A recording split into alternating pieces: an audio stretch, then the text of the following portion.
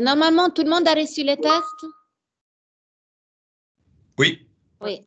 Okay. Donc, après, si vous avez des questions, s'il y a des choses que je n'ai pas vues, donc n'hésitez pas à me contacter. J'ai une copie aussi. Donc, je réponds à Maman Mona qui veut se connecter.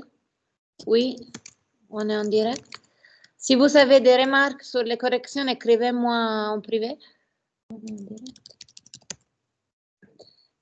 Et sinon, globalement, c'est bien passé. Il y a eu certains pour ceux qui étaient un peu difficiles.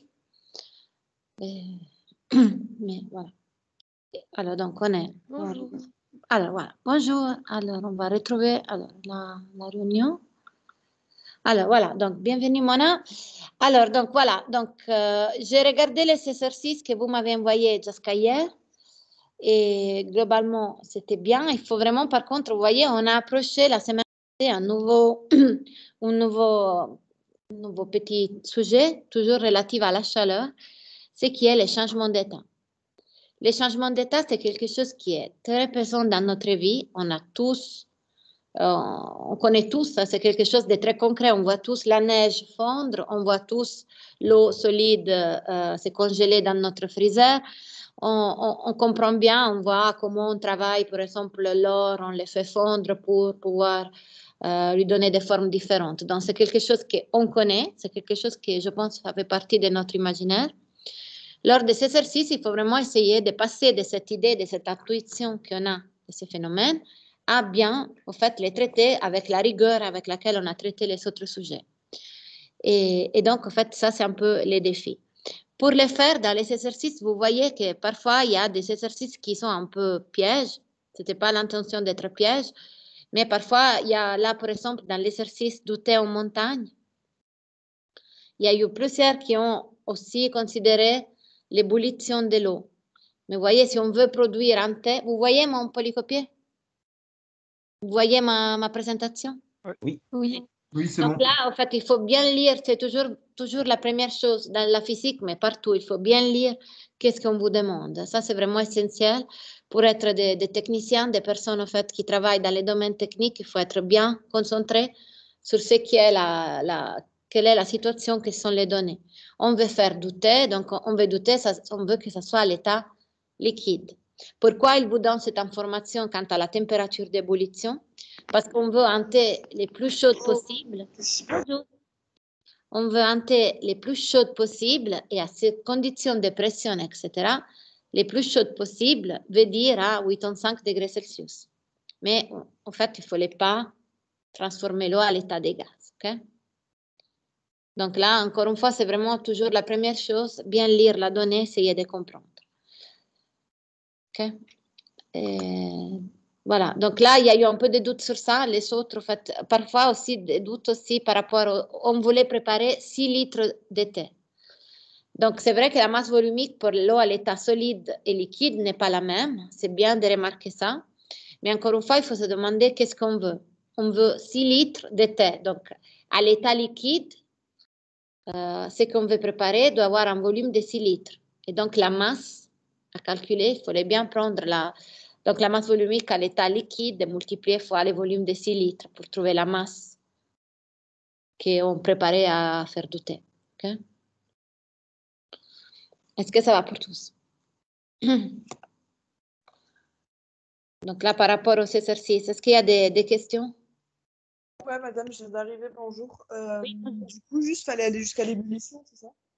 Oui, il ne fallait pas aller, on voulait simplement chauffer l'eau. Donc, dans le cas de l'exercice du thé, il fallait arriver à les chauffer, à avoir un thé chaud à 85 degrés Celsius, mais on ne voulait pas ensuite les transformer à l'état de gaz, parce qu'après, on ne boit pas un thé gazeux. On est tous d'accord.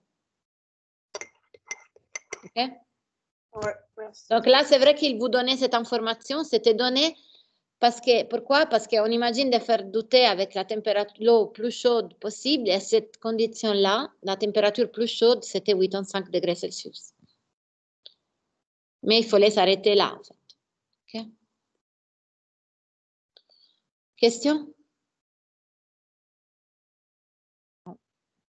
Donc, la semaine passée, donc, vous vous souvenez, en fait, on a parlé de ça, des changements d'état. La chose vraiment importante à remarquer, c'est que selon la substance que vous devez chauffer, la substance pure. Normalement, on travaille avec des substances pures à ces points-là. Et donc, les bois, c'est pas une substance pure. Hein. Donc, normalement, on peut aussi les faire fondre, etc. Mais c'est un peu plus compliqué parce que c'est composé par plusieurs substances par rapport à la question de la semaine passée. Si on considère des substances pures, tabuler les températures de fusion et la température de vaporisation. À cette température se passent les changements d'état prennent un certain temps. Ils se réalisent si, dans le cas de la fusion et de l'ébullition, si on reçoit assez de chaleur. Et donc, parfois, on observe un changement d'état total. Si vous fournissez assez de chaleur, toute la matière change d'état. Si vous interrompez de fournir de la chaleur, on peut aussi observer un changement d'état partiel. Une partie de la matière change d'état et une partie non. À la température de fusion et de vaporisation, vous voyez, la matière peut se présenter dans deux états. C'est les seules deux températures pour chaque substance où les deux états peuvent cohabiter. On peut trouver au même instant de l'eau à l'état liquide et solide, ou du fer à l'état liquide et gazeux. Okay? C'est des températures un peu spéciales auxquelles, en fait, on peut voir deux états cohabiter, alors que normalement, à chaque température correspond un état. Donc après, vous voyez, on a dit, donc on a vu ça, et après, il faut bien, donc nous, on peut calculer toute la chaleur nécessaire pour passer, par exemple, d'une situation où vous avez la matière solide à la matière qui devient du gaz.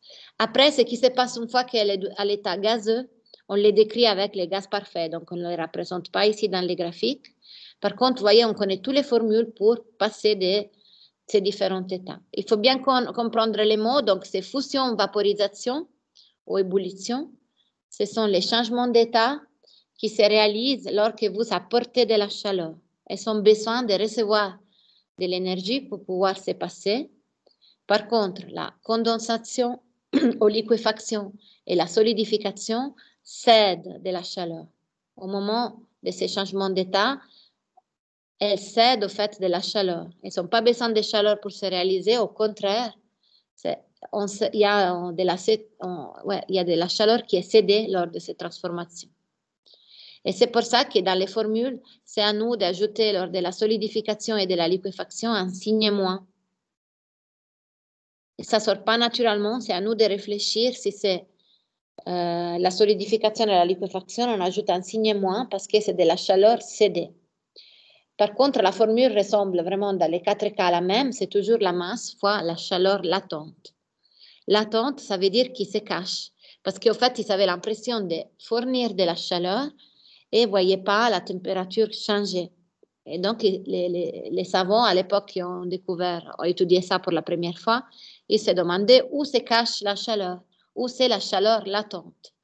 Et donc, ils ont appelé ça la chaleur latente, la chaleur qui se cache. Parce que c'est vrai qu'on fournit de la chaleur, mais quand on est aux températures de fusion et de vaporisation, il n'y a pas une variation de température. L'effet de la chaleur à cette température, c'est les changements d'état. Est-ce que ça va pour tous? Oui. Okay. Ouais. Vous dites. Hein? Alors, donc là, pour les exercices, après, je vais voir s'il y a d'autres qui ont envoyé. Je vais corriger, je vais répondre aussi. Sinon, je vous propose de faire un exercice ensemble, qui est l'exercice suivant, en fait, dans les polycopiés. Boire frais. Vous l'avez sur les polycopiés. C'est OK pour tous? Si.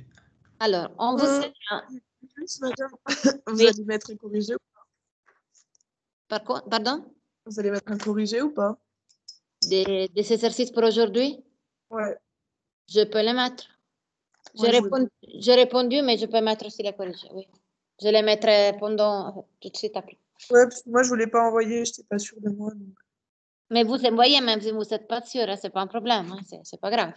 C'est justement pour discuter, pour voir. Donc, ce n'est pas un problème. Ça va. Alors, donc là, dans cet exercice, alors, on est tous là.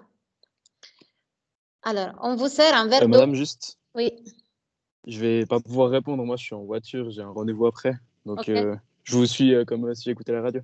Oui, ok. Merci. Ok, j'enregistre en tout cas et après, donc vous les trouvez. Après, je peux aussi partager, je partage aussi les corrigés de cet exercice-là qu'on fait ensemble. Ok? Ouais, ça roule. Ok, bien. Vous faites attention à la route, par contre. Alors, Oui, oui. ok, on vous sert un verre d'eau de 3 décilitres à 20 degrés Celsius, avec à côté des glaçons de forme cubique de 2 cm de côté et à une température de moins 10 degrés Celsius. Ok, donc là, on vous sert un verre d'eau à une certaine température et à côté, il y a des glaçons qui sont à une température différente, à moins 10 degrés Celsius. On vous demande quel nombre minimal de glaçons devez-vous mettre dans votre verre pour que la température de l'eau descende en-dessus des 5 degrés Celsius. On négligera toutes les pertes de chaleur. Ça veut dire qu'en fait, l'eau, il doit être à 5 degrés Celsius. On veut à la fin que l'eau dans notre verre soit à 5 degrés Celsius, oui. Est-ce que tout le monde voit la situation? Oui. Oui, dans cette situation, donc par exemple, Mona, quel type de situation il y a dans cet exercice? Qu'est-ce qui se passe? Bah, il y a un mélange de températures. Très bien, hein? Vous voyez, c'est vraiment un mélange. Hein? On mélange de l'eau liquide à 20 degrés Celsius avec des glaçons. Chaque glaçon est un cube dont on connaît les côtés, donc on peut calculer les volumes pour chaque glaçon, et il est en température différente. Donc on mélange ces deux corps de températures différentes. Okay? Donc c'est tout à fait un mélange. Par contre, dans cet exercice, qu'est-ce qui se passe pendant les mélanges?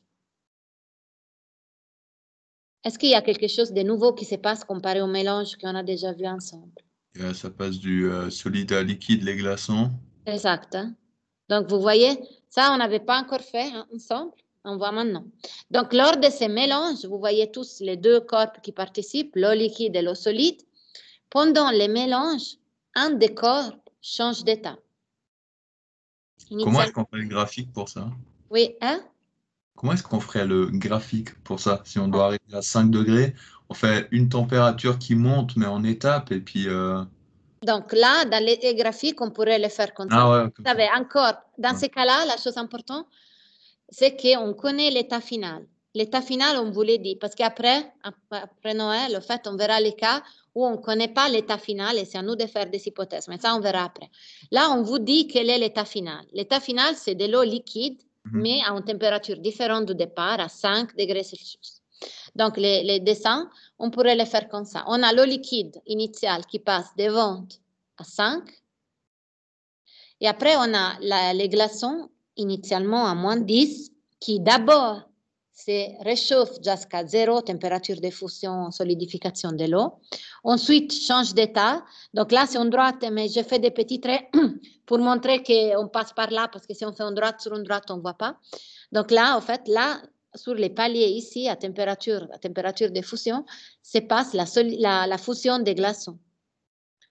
Et donc, une fois que tous les glaçons, en fait, passent à l'état liquide, à ce moment-là, on a l'eau qui était de la glace qui devient liquide et qui ensuite s'échauffe encore un peu jusqu'à atteindre la température de 5 degrés Celsius. Donc, vous voyez là, dans ces cas-là, comment on fait les dessins température. La chose importante pour nous, c'est qu'on peut décrire, mesurer la chaleur échangée lors de tous ces différents passages.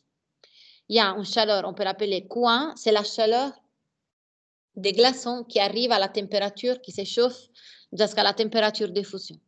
Q2, c'est la chaleur pour permettre aux glaçons de passer à l'état liquide. Q3, c'est la chaleur de ce qui était la masse des glaçons et maintenant à l'état liquide, donc on a une nouvelle chaleur massique qui arrive jusqu'à la température finale. Et après, il y a l'eau qui était toujours liquide, qui a vu sa température baisser de 20 à 5 degrés Celsius. Et comme c'est un mélange, on sait qu'est-ce qu'il faut faire lors d'un mélange. La somme des chaleurs égale à 0.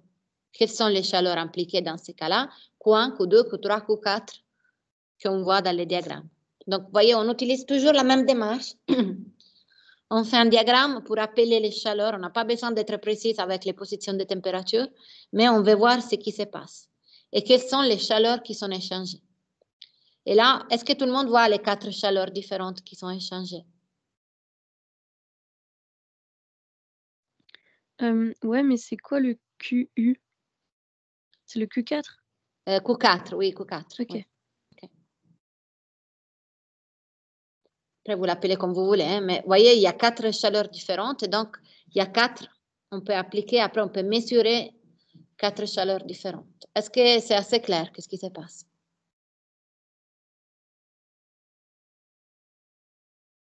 Pour moi, oui. OK? Donc là, en fait, là, nous avons notre exercice. OK? Donc, la première chose, c'est faire la liste des données.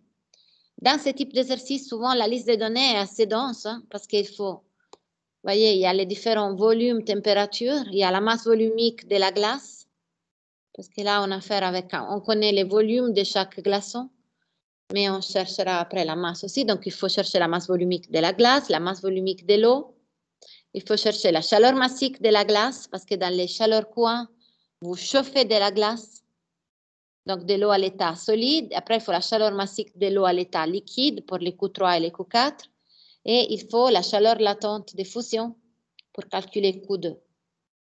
Donc, vous voyez, il faut, sont souvent des listes de données importantes parce qu'il faut chercher beaucoup d'informations. Mais on ne se laisse pas paniquer. En fait, on connaît comment faire. C'est un mélange, donc la somme des chaleurs égale à 0. Question?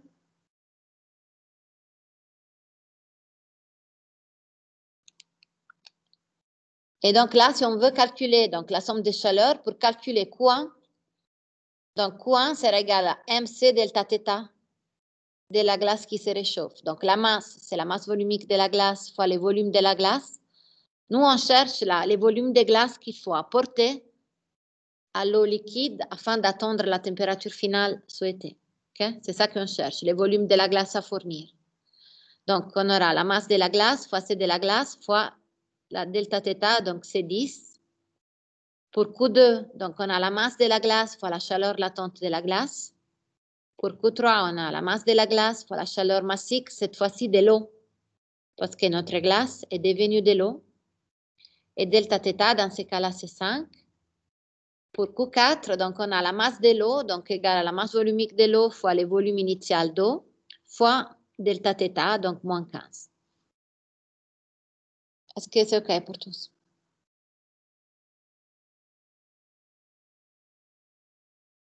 Ouais. OK. Donc, nous, on cherche le volume de glace. On cherche combien de glace il faut ajouter à ce verre d'eau afin d'arriver à boire, en fait, à quelque chose qui est à 5 degrés de Celsius. On cherche, initialement, on peut chercher le volume de la glace et après, on va les comparer avec les volumes de chaque glaçon, qui sera égal au côté au cube de chaque glaçon, pour trouver le nombre de glaçons qu'il faut ajouter. Est-ce que tout le monde voit? Moi, je comprends pas trop ce que ça veut dire L2 égale 2 AU. C'est 2 cm, c'est 2 la cm. longueur du glaçon. Centimètres. Ouais. Puis ensuite, vous transformez en côté fois côté, quoi. Bien. Mais c'est un cube, hein, donc côté au cube. Côté Ouais. fois côté, parce que c'est un cube. Oui. Donc, cela nous permettra de trouver les volumes d'un cube. À comparer avec les volumes de glace nécessaires pour faire ces mélanges et arriver à 5 degrés Celsius. OK? J'ai pas compris, madame, la dernière étape. Est-ce que Jessica a posé la somme de chaleur, c'est OK pour vous, vous voyez? Ouais, ça ouais. Mais juste, d'ailleurs, le volume de glace, c'est lui qui a réapparu à chaque fois, c'est ça? Nous, on cherche les volumes de la glace, oui, qu'il faut ajouter. Il Mais après- réapparaît en Q1, Q2, Q3, c'est ça? Oui, vous voyez, il apparaît ici, c'est VG, les volumes de glace et volume de glace. Ouais. Et Mais après, après, la question finale sera combien de glaçons il faut donner. Donc après, une fois qu'on trouve les volumes de glace, il faut les comparer avec les volumes d'un glaçon pour trouver combien de glaçons il faut ajouter à votre boisson. Une question. Oui. on connaît le Vous avez volume de trouvé comment la masse volumique de la glace? Donc la masse volumique de la glace, vous la trouvez dans les formulaires. C'est 917 kg par mètre cube, 920 selon le formulaire. Parce que dans le formulaire, enfin dans le CRM, il me dit 0,590. Non, la masse volumique de la glace, c'est 9... je ne l'ai pas ici, mais c'est 917 ou 920 kg par mètre cube. Ah. Non, non, c'est bon, Regardez. c'est 917. Excusez-moi. j'ai pris- 917, oui. Est-ce que c'est OK? Oui. Oui, donc. OK. Ça va? Donc, une fois qu'on a posé donc, cette condition, nous, on cherche les volumes de glace. Donc, après, il s'agit de transformer la formule pour trouver les volumes de glace. Vous voyez, il apparaît dans les premiers trois termes. Donc, je factorise, je mets en évidence les volumes de glace.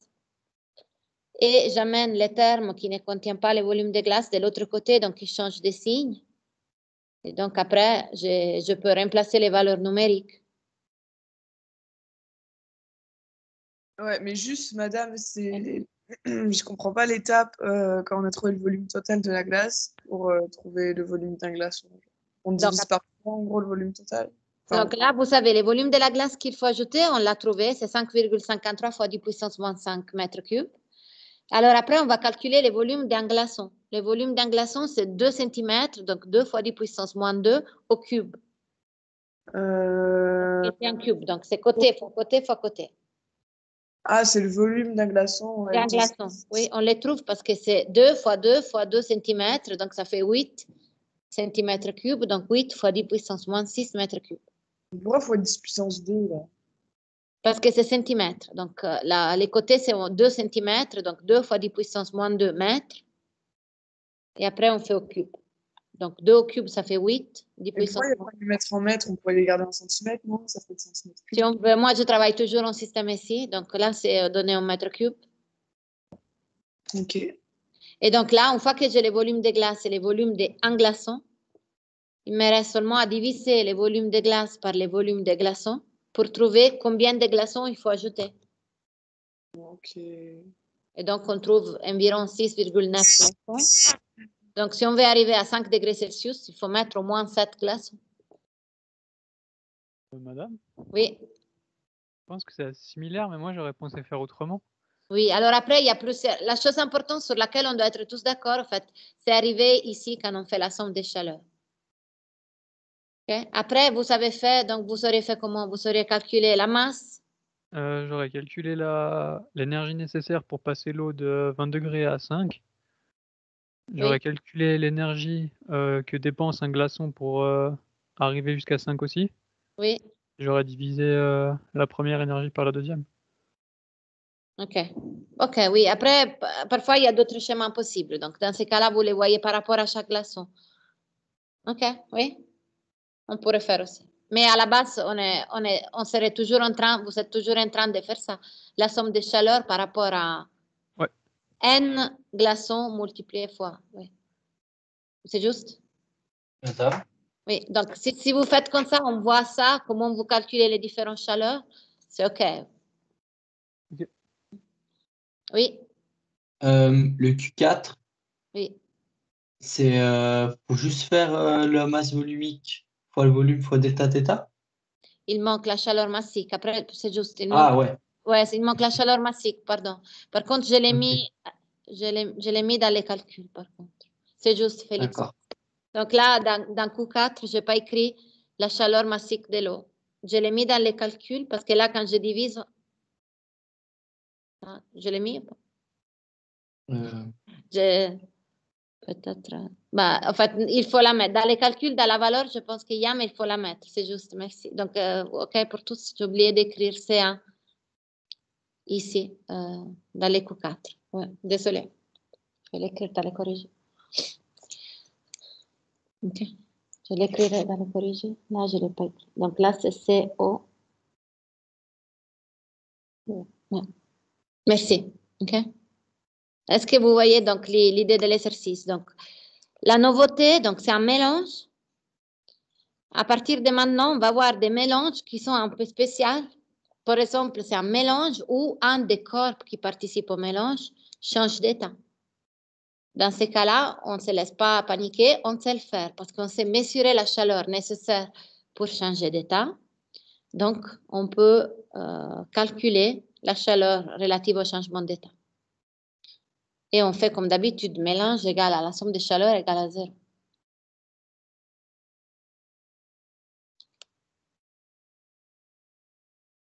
C'est OK? Donc là, on se prépare à avoir d'autres mélanges un peu différents. Par exemple, dans les exercices que je vous laisse faire maintenant, l'exercice, donc, on fait un exercice peut-être, on fait l'exercice arrosage. Donc, je vous avais le temps pour maintenant. Et dans l'exercice arrosage, c'est l'exercice suivant qui est à faire maintenant et que je reçois maintenant au commande devoir. Dans cet exercice, c'est un mélange, mais en fait, je vous laisse lire à vous après, mais préparez-vous à observer un mélange où les deux objets qui participent au mélange n'atteignent pas la même température finale commune. C'est un mélange. Donc, il n'y a pas de température d'équilibre, c'est ça? Non, c'est pas. Il y a une température d'équilibre pour chacun, mais pas commune entre les deux. Mais ils sont tout à fait en train de mélanger leur chaleur. Il y en a un qui sert pour refroidir l'autre. Mais en fait, on ne s'attend pas à trouver une température finale en commun. OK? OK. OK? Alors, je vous laisse faire l'exercice arrosage. Ouais. OK? Si vous êtes bloqué, écrivez-moi tout de suite. Je suis là, je suis à disposition. Comme ça, vous ne perdez pas de temps. Dès qu'il y a un blocage ou quelque chose, écrivez-moi, contactez-moi. OK? Donc, je vous laisse le temps pour le faire. Je vous envoie un retour. Et au pire, si vous n'avez pas le temps de terminer pour jeudi prochain. Ouais. Et Et du coup, juste, madame, Oui. pardon, excuse. on a la fin de l'heure pour faire ça. Enfin, Oui, je ou vous il y laisse aura le temps. Comme la ça, théorie, chacun hein. a le temps pour le faire sans stress. Ça marche. C'est OK? Madame, Merci, Edouard. D'autres questions? Je comprends pas du tout le fait qu'il n'y ait pas de température d'équilibre en fait. Ouais, en fait, là, il faut voir dans cet exercice, en fait, où il y a un incendie. Les pompiers veulent baisser la température d'une plaque de fer qui est initialement en température de 800 degrés Celsius. Elle est très, très chaude. Ils veulent baisser la température. Et pour le faire, ils s'y jettent de l'eau liquide qui ensuite vaporise sur la plaque. Ils arrivent, après, ils nous demandent de calculer combien d'eau il faut jeter sur la plaque afin de faire baisser la température. Donc, on va s'arrêter, on ne va pas arriver vraiment l'eau à la même température que la plaque. Ce que les pompiers souhaitent, c'est déjà que la plaque baisse de 800 degrés Celsius à 150 degrés Celsius. Donc, une température à laquelle l'eau est à l'état de gaz. Donc, en fait, il n'y a pas une température finale. Mais est-ce que c'est un mélange? C'est un mélange dans le sens que l'eau, on y jette sur ces corps très chauds en fer, on y jette de l'eau liquide froide. Il y a un mélange parce que l'eau liquide s'échauffe jusqu'à atteindre sa température d'ébullition et ensuite elle vaporise, elle passe à l'état de gaz. Et donc, il y a effectivement un échange entre le fer et l'eau. L'eau s'échauffe et ensuite vaporise, le fer va baisser sa température. Mais on n'arrive pas au moment où les deux sont en température finale. C'est comme si on s'arrêtait avant, en fait. L'exercice s'arrête avant. Donc la somme des chaleurs n'est pas égale à 0 aussi? Oui, la somme des chaleurs est égale à 0, mais la température finale n'est pas la même. D'accord. La somme des chaleurs est égale à 0 parce qu'effectivement, toute la chaleur cédée par les fers et qu'on voit baisser des températures, la chaleur qu'elle cède sert pour chauffer l'eau froide. Donc, effectivement, les deux corps s'échangent de la chaleur, il y a un mélange, mais on n'arrive pas à la température finale. OK? Ok. Ouais, Et merci. c'est tout à fait encore un mélange, donc somme de chaleur égale à 0. OK, pour tous? Oui. Alors, je vous laisse, je reste à disposition, donc n'hésitez pas, et je partage les corrigés. OK? Merci beaucoup. Bon travail. Hein? Je me réjouis de lire vos exercices. Très bien. Bonne Attends. semaine, bon Ouais. travail. Bonne. Bah, c'est presque. Ah non, on se voit vendredi prochain encore. Oui, oui, encore vendredi prochain. C'est vrai. Ok. Presque bonnes vacances. Presque. À toutes. Alors, j'attends. Hein? Je me réjouis de lire. Merci, au revoir. Au revoir. Au revoir, merci. À toutes. Au revoir, madame. Au revoir. Au revoir. Bon voyage, Nid. Merci, au revoir. Merci, au revoir. Au revoir à tous. J'attends. Hein?